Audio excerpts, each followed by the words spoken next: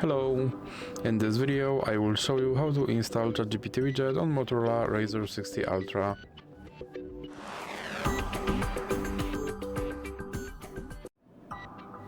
So you have to start by opening your Google Play Store, then go to search bar and type in Wally.AI and click search, and now click install.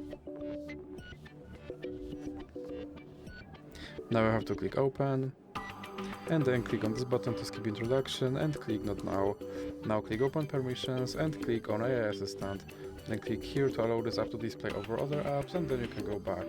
Now click back again and you can click start. And as you can see right here, there's my ChatGPT widget, and I can open him and I can tell him to do something.